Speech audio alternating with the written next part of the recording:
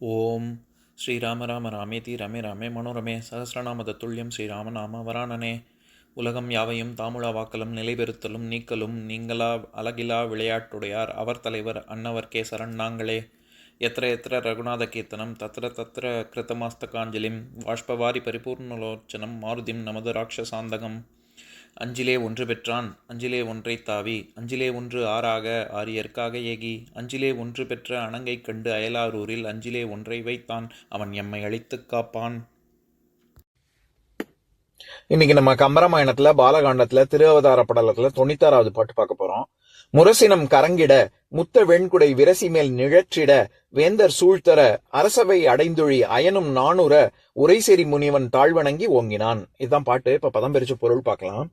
முரசினம் கரங்கிட, முரசும் அதற்கு இனமான பலவகை வாத்தியங்களும் முழங்கவும், முத்த வெண்குடை விரசி மேல் நிழற்றிட, முத்து மாலைகளால் அலங்கரிக்கப்பட்ட வெண்கொற்ற குடை மேலே நிழல் தரவும், வேந்தர் சூழ்த்தர மன்னர் பலரும் சூழ்ந்து வரவும், அரசு அவை அடைந்துழி தயரதன் அரசவையை அடைந்த பொழுது அயனும் நாணுற உரைசெறி முனிவன் நான்முகனும் நாணும்படி பலரும் புகழும் புகழுரை பொருந்திய முனிவனான வசிஷ்டனுடைய தாழிறைஞ்சி ஓங்கினான், பாதங்களை வணங்கி பெருமை எய்தினான். இப்ப நம்ம இந்த பாட்டுல இருக்கக்கூடிய நயங்களை பார்க்கலாம். இதுல முரசினம் அப்படின்னா முரசு மட்டும் இல்ல, முரசும் அதனுடன் இனமான பல வகை வாத்திய கருவிகளும் அப்படின்னு அர்த்தம்.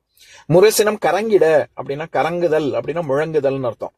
நம்ம ஏற்கனவே 140வது பாட்டுல இது அந்த கோசல நாட்டு பெண்கள்லாம் எப்பேற்பட்ட துயில் காலங்காத்தால எந்திருக்கும் போது துயில் எழுவது எப்படி அப்படின்னு கம்பர் வர்ணிக்கும் போது அந்த பாட்டை படிக்கிறேன் கேளுங்க. இறங்குவ மகரையாழ் எடுத்து இன்னிசை நிறங்கிளர் பாடலான் நிமிர்வ அவ்வழி கரங்குவ வல்விசி கருவி கண்முகிழ்த்து உறங்குவ மகளிரோடு ஓதும் கிள்ளையே அப்படின்னு அந்த இடத்துல வல்விசி கருவி கரங்குவ அப்படின்னு சொல்லியிருப்பாரு. அதாவது என்னன்னா, இந்த மாதிரி வாறு பொருத்தப்பட்ட கருவிகள் அந்த வாத்தியங்கள் ஒலிக்க கிளிகள் வந்து காலங்காத்தால எந்திருக்கும் பொழுது அவங்க மாடத்துல அந்த பெண்கள் அவங்க அப்படித்தான் எந்திருப்பாங்க. எந்திருக்கும் போதே இன்னிசை கீதத்தோட தான் அவங்க எந்திருப்பாங்க அப்படின்ற பாட்டிலேயே கரங்குவ அப்படின்னு பார்த்திருக்கோம். அந்த மாதிரி இங்க முரசினம் கரங்கிட அப்படின்னா முரசங்கள் ஒலிக்க அப்படின்னு பொருள். முத்த வெண்குடை அப்படின்றத நம்ம வெண்முத்துக்குடை அப்படின்னு மாற்றி பொருள் கொள்ளணும். அதே மாதிரி விரசி மேல் நிழற்றிட அப்படின்ற இடத்துல விரசி அப்படிங்கிறது வினையச்சம். அதாவது விரச அப்படின்னா நெருங்க அப்படிங்கிற பொருள். அது முத்த வெண்குடை வெண்முத்துக்குடை வந்து நெருங்குவதால் மேலே நிழல் தருகிறது அப்படின்னு சொல்ல வராரு. இதுல அதாவது ரசம் அப்படின்னாலே ரொம்ப ரொம்ப ரசமா இருக்கு அப்படின்னா ரொம்ப எசன்ஸ் சாரம்னு ஒரு அர்த்தம். இன்னொரு ரசமா இருக்கு அப்படின்னா ரொம்ப பிரமாதமா இருக்கு, எனக்கு ரொம்ப பிடிச்சிருக்குன்னு அர்த்தம். அதையே முன்னாடி நான் சொல்லியிருக்கேன், வீங்கிற சொல் ஈடு இணை இல்லாதன்னு ஒரு பொருள் இருக்கு. ஆனா அந்த எதிர்மறை பொருள் அகரமும் எப்படி நியாயம் அநியாயம் அந்த மாதிரி எதிர்மறை பொருள்லயும் வீங்கிற சொல் வரும். விரசமா இருக்கு அப்படின்னா ரொம்ப வெறுக்கத்தக்கதா அருவெருப்பா இருக்கு அப்படின்னு அர்த்தம். அதை தவிர விரசுதல் அப்படின்னா நெருங்குதல்னு ஒரு பொருள் இருக்கு. அந்த பொருள்ல தான் இங்க வந்திருக்கு. அதாவது அந்த வெண்முத்துக்குடை நெருங்குவதனால் மேலே நிழல் அது கொடுக்க தசரதன் இது மற்ற மன்னர்கள் வேந்தர் சூழ்த்தர மற்ற மன்னர்கள்லாம் சுத்தி வர அரசவையை தசரதன் அடைந்தான் அப்படின்னு சொல்றாரு. இதுல இவரு வசிஷ்டருக்கு என்ன அடை கொடுக்கிறாரு? அயனும் நாணுற உரைசெறி முனிவன் அப்படின்னு. நான்முகனே வெட்கப்படும்படியாக அப்பேற்பட்ட பலராலும் புகழக்கூடிய ஒரு தன்மை பொருந்திய முனிவன் அப்படின்னு. இதுல உரைசெறி முனிவன் அப்படின்னு சொல்றாரு. என்ன உரையை இங்க குறிப்பிடுறாரு? அப்படின்னா வசிஷ்டர் தான் இந்த மாதிரி நீ கலைக்கோட்டு முனிவனிடம் சென்று நீ யாகத்தை நடத்து அப்படின்னு அதுக்கு காரணமா இருந்ததே, இந்த மாதிரி வேள்வி நடத்துவதற்கு காரணமாக இருந்ததே வசிஷ்டன்.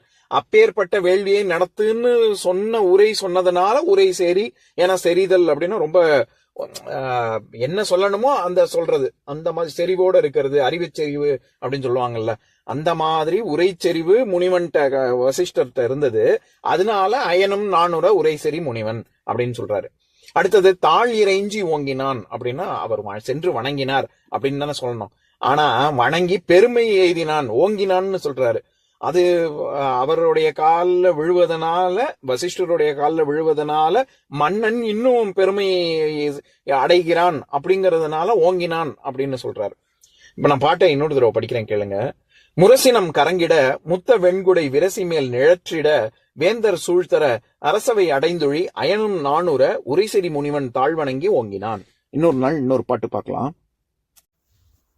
ஓம் சாந்தாகாரம் புஜகசயனம் பத்மநாபம் சுரேஷம் விஸ்வாதாரம் ககனசத்ரசம் மேகவர்ணம் சுபாங்கம் லக்ஷ்மீகாந்தம் கமலநயனம் யோகி ஹிருத்யானகம்யம் வந்தே விஷ்ணும் பவபயஹரம் சர்வலோகைகநாதம். உம்பரோடு இம்பர்காரும் உலகம் ஓர் ஏழும் ஏழும் எம்பெருமான் என்று ஏத்தி இறைஞ்சி நின்று ஏவல் செய்ய தம்பியரோடும் தானும் தருமமும் தரணி காத்தான் அம்பரத்து அனந்தர் நீங்கி அயோத்தியில் வந்த வள்ளல். ஓம் பூர்ணமதః பூர்ணமிதம் பூர்ணாத் பூர்ணமுதஸ்யதே பூர்ணஸ்ய பூர்ணமாதாய பூர்ணமேவாவசிஷ்யதே. ஓம் சாந்தி சாந்தி சாந்திஹி. ஓம் சர்வேஷாம் ஸ்வஸ்திர்பவது சர்வேஷாம் சாந்திர்பவது சர்வேஷாம் பூர்ணம் பவது சர்வேஷாம் மங்களம் பவது. ஓம் சாந்தி சாந்தி சாந்திஹி. ஓம் சர்வே பவந்து சுகினः சர்வே சந்து நிராமயாः சர்வே பத்ராணி பஷ்யந்து மா கஷ்சித் துக்கபாக் பவேத். ஓம் சாந்தி சாந்தி சாந்திஹி.